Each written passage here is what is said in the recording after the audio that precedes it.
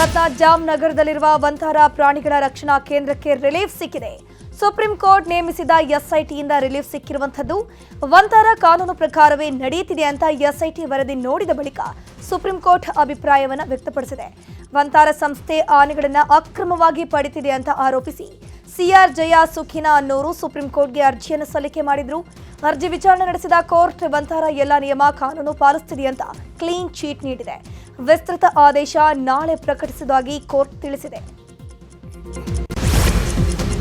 ವಕ್ಫ್ ತಿದ್ದುಪಡಿ ಕಾಯ್ದೆ 2025ರ ಸಾಂವಿಧಾನಿಕ ಸಿಂಧುತ್ವ ಪ್ರಶ್ನಿಸಿ ಸಲ್ಲಿಸಲಾಗಿದ್ದ ಅರ್ಜಿಗಳ ವಿಚಾರಣೆ ಸುಪ್ರೀಂನಲ್ಲಿ ನಡೆದಿತ್ತು. ಇದೀಗ ಸುಪ್ರೀಂ ಮಧ್ಯಂತರ ಆದೇಶ ನೀಡಿದೆ. ವಕ್ಫ್ಗೆ ದಾನ ಮಾಡಲು 5 ವರ್ಷಗಳ ಕಾಲ ಮುಸ್ಲಿಂ ಧರ್ಮ ಪಾಲಿಸಿರಬೇಕು ಎಂಬ ನಿಯಮಕ್ಕೆ ತಡೆ ನೀಡಲಾಗಿದೆ. ಈ ಬಗ್ಗೆ ರಾಜ್ಯ ಸರ್ಕಾರಗಳು ಸೂಕ್ತ ನಿಯಮ ರೂಪಿಸುವವರೆಗೆ ಈ ನಿಯಮಕ್ಕೆ ತಡೆ ಇರಲಿದೆ ಎಂದಿದೆ.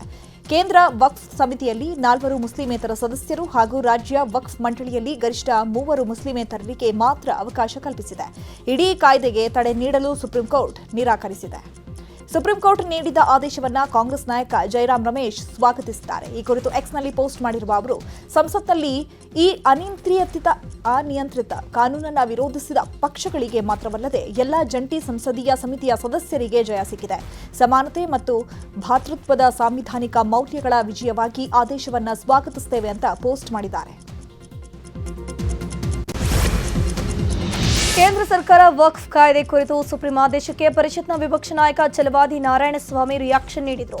ಬೆಂಗಳೂರಿನಲ್ಲಿ ಮಾತನಾಡಿರುವ ಅವರು, ಕೇಂದ್ರ ವಕ್ಫ್ ತಿದ್ದುಪಡಿ ಮಾಡಿ ವಕ್ಫ್ ಆಸ್ತಿ ರಕ್ಷಣೆ ಮಾಡುವ ತೀರ್ಮಾನ ತೆಗೆದುಕೊಂಡಿದೆ. ಸುಪ್ರೀಂ ಕೋರ್ಟ್ ಆದೇಶವನ್ನ ತಡೆ ನೀಡಿಲ್ಲ.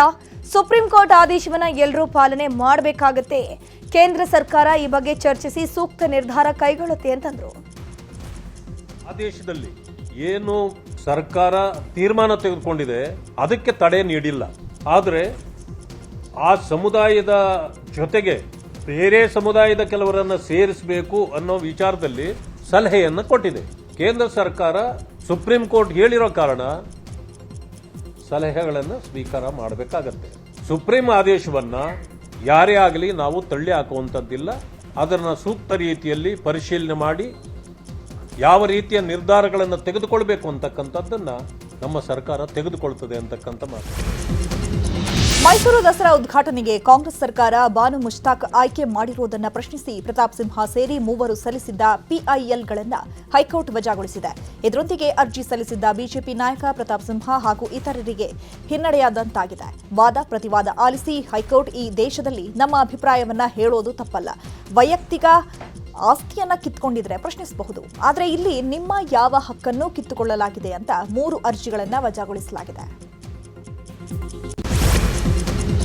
ಬಾನು ಮುಷ್ತಾಕ್ ವಿರುದ್ಧ ಪ್ರತಾಪ್ ಸಿಂಹ ಹಾಕಿದ್ದ ಪಿಐಎಲ್ ರದ್ದು ವಿಚಾರ ಸಂಬಂಧ ಸೋಷಿಯಲ್ ಮೀಡಿಯಾದಲ್ಲಿ ಪ್ರತಾಪ್ ಸಿಂಹ ಪೋಸ್ಟ್ ಹಾಕಿದ್ದಾರೆ. ಸಾಹಿತಿ ಬಾನು ಮುಷ್ತಾಕ್ ಅವರ ಈ ಭಾಷಣವನ್ನ ಕೋರ್ಟ್ನ ಮುಂದಿಟ್ಟಿದ್ದೇವೆ. ಇದಕ್ಕೆ ಅಭಿವ್ಯಕ್ತಿ ಸ್ವಾತಂತ್ರ್ಯದಲ್ಲಿ ಅವಕಾಶವಿದೆ ಎನ್ನುವುದಾದರೆ ಇದು ಹಿಂದೂ ದೇವತೆ ಮತ್ತು ಹಿಂದೂ ಸಂಸ್ಕೃತಿಯ ಅಂಗವಾಗಿರುವ ಅರಿಶಿನ ಕುಂಕುಮದ ಮೇಲಿನ ದ್ವೇಷವಲ್ಲ ಎನ್ನುವುದಾದರೆ ನಮ್ಮ ನಾಯಕರ ವಿರುದ್ಧ ಸಿದ್ದರಾಮಯ್ಯ ಸರ್ಕಾರ ಹಾಕಿರುವ ಬಹಳಷ್ಟು ಎಫ್ಐಆರ್ಗಳನ್ನು ಕೂಡಲೇ ರದ್ದಾಗಬೇಕು ಅಂತ ಪೋಸ್ಟ್ ಅನ್ನು ಹಾಕಿದ್ದಾರೆ. ಮಾಜಿ ಸಂಸದ ಪ್ರತಾಪ್ ಸಿಂಹ ಅರ್ಜಿ ವಜಾ ವಿಚಾರದ ಬಗ್ಗೆ ಮೇಲ್ಮನೆ ವಿಪಕ್ಷ ನಾಯಕ ಛಲವಾದಿ ನಾರಾಯಣಸ್ವಾಮಿ ರಿಯಾಕ್ಷನ್ ಕೊಟ್ಟಿದ್ದಾರೆ.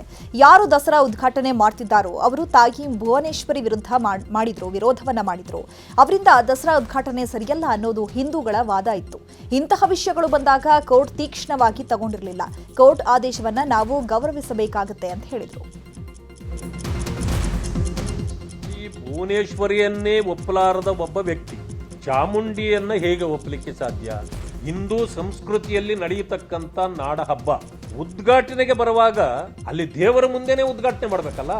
ಈ ಕಾರಣದಿಂದ ಅನ್ಯ ಧರ್ಮೀಯ ವ್ಯಕ್ತಿಗಳು ಬಂದರೆ ಅದಕ್ಕೆ ಮಹತ್ವ ಬರೋದಿಲ್ಲ. ಇದು ಹಿಂದೂಗಳ ವಾದ. ಇದನ್ನ ಸರ್ಕಾರ ಅರ್ಥ ಮಾಡ್ಕೊಳ್ಬೇಕಾಗಿತ್ತು.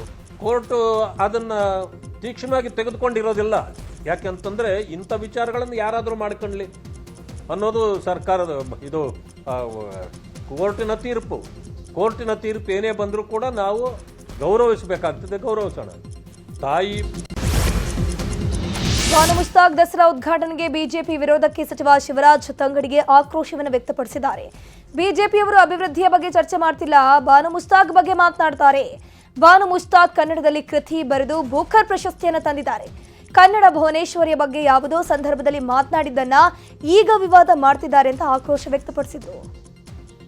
ಬಿಜೆಪಿ ಅವರಿಗೆ ಧರ್ಮದ ಬಗ್ಗೆ ಚರ್ಚೆ ಮಾಡೋದನ್ನ ಬಿಟ್ಟು ಅಭಿವೃದ್ಧಿ ಬಗ್ಗೆ ಚರ್ಚೆಗಳಾಗಲಿ. ನಿಮ್ಮ ಸರ್ಕಾರದಾಗ ಏನಾಗಿದೆ, ನೀವೇನು ಮಾಡಿದ್ದೀರಿ, ನಾವೇನು ಮಾಡಿದ್ವಿ ಅಂತ ಅದ್ರ ಚರ್ಚೆಗಳಾಗಲಿ. ನೀವು ಧರ್ಮದ ಚರ್ಚೆ ಮಾಡಕ್ಕೆ ಹೋಗಿ ಯುವಕರಿಗೆ ಏನು ಸಂದೇಶವನ್ನು ಕೊಟ್ರಿ ಬಿಜೆಪಿ ಅವರು? ಬಾನು ಮುಸ್ತಾಕರ್ ಬಗ್ಗೆ ಚರ್ಚೆ ಮಾಡಕ್ಕೆ ಹೊಂಟಿರಿ.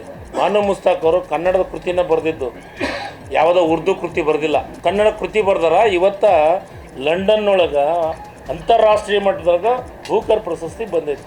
ಆ ಬೂಕರ್ ಪ್ರಶಸ್ತಿ ಕರ್ನಾಟಕಕ್ಕೆ ಬಂದೈತೆ ಅಂತ ಎಷ್ಟು ಹೆಮ್ಮೆ ಪಟ್ಟರು ಬಂದತ್ನಾಗ ಇಡೀ ಮಾಧ್ಯಮದವರು, ಇಡೀ ರಾಜ್ಯದ ಜನರು, ಇಡೀ ಸಾಹಿತ್ಯ ಲೋಕನೇ ಅದ್ಭುತವಾಗಿ ಪ್ರಶಂಸೆಯನ್ನ ಮಾಡಿದರು. ಪ್ರತಾಪ್ ಸಿಂಹ ಅರ್ಜಿ ವಜಾಗೊಳಿಸಿದ ವಿಚಾರವಾಗಿ ಮಾತನಾಡಿರುವಂತಹ ಡಿಸಿಎಂ ಡಿಕೆ ಶಿವಕುಮಾರ್, ಸಂವಿಧಾನವನ್ನ ಪ್ರತಾಪ್ ಸಿಂಹ ಹಾಗೂ ಬಿಜೆಪಿ ನಾಯಕರೆಲ್ಲ ಸರಿಯಾಗಿ ಓದಲಿ ಅಂತ ಕೌಂಟರ್ ಅನ್ನು ನೀಡಿದರು. ಅವ್ರ ಇಂಡಿವಿಜುವಲ್ ಅಭಿಪ್ರಾಯ, ಇದು ಪ್ರಜಾಪ್ರಭುತ್ವದ ವ್ಯವಸ್ಥೆ. ಅವ್ರ ಪಾರ್ಟಿಲಿ ಬ್ಯಾಲೆಟ್ ಅಲ್ಲಿ ಬಂದಿರುವಂತ ಗೌರ್ಮೆಂಟ್ ಇದು. ನಮ್ಮ ಹಕ್ಕು ನಮ್ಮ ಮತ ಅಂತ ಹೇಳ್ತಾ ಇದ್ದೀವಿ. ಹಂಗೆ ಮತ ಆಯ್ಕೆ ಮಾಡಿರುವಂತ ಒಂದು ಸರ್ಕಾರ ಸಂವಿಧಾನವನ್ನ ಸರಿಯಾದ ರೀತಿಯಲ್ಲಿ ಪ್ರತಾಪ್ ಸಿಂಹ ಮತ್ತು ಬಿಜೆಪಿ ನಾಯಕರುಗಳೆಲ್ಲ ಓದ್ಲಿ, ಏನೇನು ನಿಮ್ಮ ಹಕ್ಕಿದೆ ಅನ್ನೋದು ಅರ್ಥ ಆಗ್ತದೆ. ನ್ಯಾಯಾಲಯ ಕೂಡ ಸಂವಿಧಾನದ ಮೇಲೆ ನ್ಯಾಯಾಲಯ ಕೂಡ ನಡೆಯೋದು, ನಾವು ನಡೆಯೋದು ಸಂವಿಧಾನದ ಮೇಲೆ. ಧರ್ಮಸ್ಥಳದಲ್ಲಿ ಬುರುಡೆಯ ಉತ್ಖನನ ಪ್ರಕ್ರಿಯೆ ಕೆಲಕಾಲ ಸ್ಥಗಿತಗೊಳಿಸಲಾಗಿತ್ತು. ಇದೀಗ ಮತ್ತೆ ಉತ್ಖನನ ಪ್ರಕ್ರಿಯೆ ಆರಂಭವಾಗಲಿದೆ ಎನ್ನಲಾಗ್ತಾ ಇದೆ. ಈಗಾಗಲೇ ಅರಣ್ಯ ಇಲಾಖೆ ಪಂಚಾಯತ್ಗೆ ಎಸ್ಐಟಿ ಈ ಬಗ್ಗೆ ಸೂಚನೆ ನೀಡಿದೆಯಂತೆ. ಎಸ್ಐಟಿ ಮುಖ್ಯಸ್ಥ ಪ್ರಣವ್ ಮೊಹಾಂತಿ ಸೂಚನೆ ಮೇರೆಗೆ ನಾಳೆಯಿಂದ ಶೋಧ ಕಾರ್ಯ ನಡೆಯಲಿದೆ ಎನ್ನಲಾಗ್ತಾ ಇದೆ. ಬಂಗ್ಲೆಗುಡ್ಡ ಕಾಡಿನಲ್ಲಿ 8 ಅಸ್ಥಿ ಪಂಜರಗಳು ಇವೆ ಎಂದು ಸೌಜನ್ಯ ಮಾವ ವಿಠಲ್ ಗೌಡ ಹೇಳಿದರು. ನಾಳೆ ಸೌಜನ್ಯ ಮಾವ ವಿಠಲ್ ಗೌಡವನ್ನ ಕರ್ಕೊಂಡು ಹೋಗಿ ಮತ್ತೆ ಶೋಧ ನಡೆಸುವ ಸಾಧ್ಯತೆ ಇದೆ. ನಿನ್ನೆ ಅಧಿಕಾರಿಗಳ ಸಭೆ ನಡೆಸಿ ಮಂಗಳೂರಿನಲ್ಲೇ ತಂಗಿದ್ದ ಎಸ್ಐಟಿ ಮುಖ್ಯಸ್ಥ ಪ್ರಣವ್ ಮೊಹಾಂತಿ ಇವತ್ತು ಮತ್ತೊಂದು ಸಭೆಯನ್ನು ನಡೆಸಲಿದ್ದಾರೆ. ಅಧಿಕಾರಿಗಳಿಂದ ಇನ್ನಷ್ಟು ಮಾಹಿತಿಯನ್ನು ಪಡೆದು ಶೋಧ ಕಾರ್ಯಕ್ಕೆ ಪಕ್ಕಾ ಬ್ಲೂ ಪ್ರಿಂಟ್ ತಯಾರು ಮಾಡಲಿದ್ದಾರೆ. ಬಂಗ್ಲೆಗುಡ್ಡದ ಅರಣ್ಯದಲ್ಲಿ ಮರಗಳ ಸರ್ವೆಯನ್ನ ಎಸ್ಐಟಿ ಕೈಬಿಟ್ಟಿದೆ. ಅರಣ್ಯ ಇಲಾಖೆಯಲ್ಲಿರುವಂತಹ ದಾಖಲೆಗಳಷ್ಟೇ ಪರಿಶೀಲನೆ ಮಾಡ್ತಾ ಇರುವಂತಹ ಎಸ್ಐಟಿ ಈ ಹಿಂದೆ ಮಾಡಿರುವ ಸರ್ವೆ ದಾಖಲೆಗಳ ಪರಿಶೀಲನೆಗೆ ಮುಂದಾಗಿದೆ. ದಾಖಲೆಗಳ ಪರಿಶೀಲನೆ ನಡೆಸಿ ಮುಂದಿನ ಕ್ರಮ ಕೈಗೊಳ್ತೀವಿ. ಬಂಗ್ಲೆಗುಡ್ಡದಲ್ಲಿ ಆಗಿಯೋ ಪ್ರಕ್ರಿಯೆ ಇನ್ನಷ್ಟು ವಿಳಂಬ ಆಗಲಿದ್ದು ಯಾವುದೇ ಗೊಂದಲ ಆಗದಂತೆ ಮುಂಜಾಗ್ರತಾ ಕ್ರಮ ಕೈಗೊಳ್ತೇವೆ ಅಂತ ಎಸ್ಐಟಿಯ ಮೂಲಗಳು ತಿಳಿಸಿವೆ. ಧರ್ಮಸ್ಥಳ ಬುರುಡೆ ರಹಸ್ಯ ಕುರಿತು ಎಸ್ಐಟಿ ತನಿಖೆ ವಿಚಾರವಾಗಿ ಬಿಜೆಪಿ ನಾಯಕರ ಹೇಳಿಕೆ ಬಗ್ಗೆ ಪ್ರಿಯಾಂಕ್ ಖರ್ಗೆ ಗರಂ ಆಗಿದ್ದಾರೆ. ಕಲಬುರಗಿಯಲ್ಲಿ ಮಾತನಾಡಿದ ಅವರು, ಬಿಜೆಪಿ ಅವರಿಗೆ ಏನ್ ಬೇಕು ಅಂತ ಅವರಿಗೆ ಗೊತ್ತಿಲ್ಲ. ಸೌಜನ್ಯ ಮನೆಗೆ ಹೋಗಿದ್ದಾರೆ, ಭೇಟಿ ಕೊಟ್ಟು ಏನ್ ಹೇಳೋಕ್ ಹೊರಟಿದ್ದಾರೆ. ಅವರಿಗೆ ಕಾಮನ್ ಸೆನ್ಸ್ ಇದೆಯಾ? ಆ ಚಲೋ ಈ ಚಲೋ ಅಷ್ಟೇ ಅವರದ್ದು. ರಾಜ್ಯದಲ್ಲಿ ಮಳೆ ಬಂದಿದೆ, ಬೆಳೆ ಹಾನಿಯಾಗಿದೆ, ಈ ಬಗ್ಗೆ ಕೇಂದ್ರಕ್ಕೆ ಹೋಗಿ ಹೇಳಿ ಅಂತ ಟಾಂಗ್ ಕೊಟ್ರು. ಬಿಜೆಪಿ ಅವರಿಗೆ ಏನು ಬೇಕು? ಸೌಜನ್ಯ ಅವ್ರ ಮನೆಗೆ ಹೋಗಿದ್ರು. ಸೌಜನ್ಯ ಮನೆಯಲ್ಲಿ ಏನಾಯಿತು? ಯಾರ ಮೇಲೆ ಅಪವಾದನೆ ಬಿತ್ತು? ಏನು ಕಾಮನ್ ಸೆನ್ಸ್ ಇದೆಯಾ ಇವರಿಗೆ? ಏನು ಇವ್ರ ನೀತಿ ಏನಿದೆ ಹೇಳಿ? ಮಳೆ ಬಂದಿದೆ, ಬೆಳೆ ಹಾನಿ ಆಗಿದೆ, NDRF ನಾನು ಸರಿಪಡಿಸ್ರಪ್ಪ ಅಂತ ಹೋಗಿ ಮೋದಿಯವ್ರ ಹತ್ರ ಶಾ ಅವ್ರ ಹತ್ರ ಕೇಳೋದು ಬಿಟ್ಟು ಇದು ಹೋಗ್ಬಿಟ್ಟು ಈ ಆ ಚಲೋ ಈ ಚಲೋ ಅಷ್ಟೇ. ಏನು BJP ಅವರು